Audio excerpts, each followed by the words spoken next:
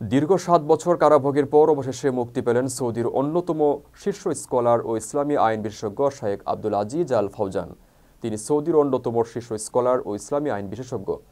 যুবরাজ মোহাম্মদ বিন সালমানের নেতৃত্বাধীন সরকারের শরিয়া ও সৌদি মূল্যবোধ বিরোধী কার্যকলাপ এবং শীর্ষ আলেমদের গণগ্রেফতারের বিরোধিতা করে টুইট বার্তা দেয় ২০১৮ সালে গ্রেফতার হয়েছিলেন তিনি।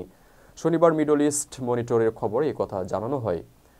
বিরোধিতাকারীদের আরও অনেকে মুক্তি দিয়েছে সৌদি সরকার। বিশিষ্ট মিডিয়া ব্যক্তিত্ব ডক্টর হাতেম আল নাজ্জারও তাদের সাথে মুক্তি পেয়েছেন। এছাড়া নিয়ম প্রজেক্ট নিয়ে তুমুল বিরোধিতা ও প্রতিবাদ জানানো হোয়াইতাত গোত্রের ১০ জনকেও মুক্তি দেওয়া হয়েছে। অনেকে মুক্তি না পেলেও বাদশাহ সালমানের রমজান কেন্দ্রিক শাহী ফরমান অনুসারে তাদের সাজা কমিয়ে আনা হয়েছে। শেখ ডক্টর আব্দুল আজিজ আল ফাউজান সৌদির শীর্ষ আলেমদের অন্যতম এবং ইমাম মোহাম্মদ বিন সৌদ আল ইসলামিয়া বিশ্ববিদ্যালয়ের তুলনামূলক ফিকা তত্ত্ব বিভাগের প্রধান প্রফেসর।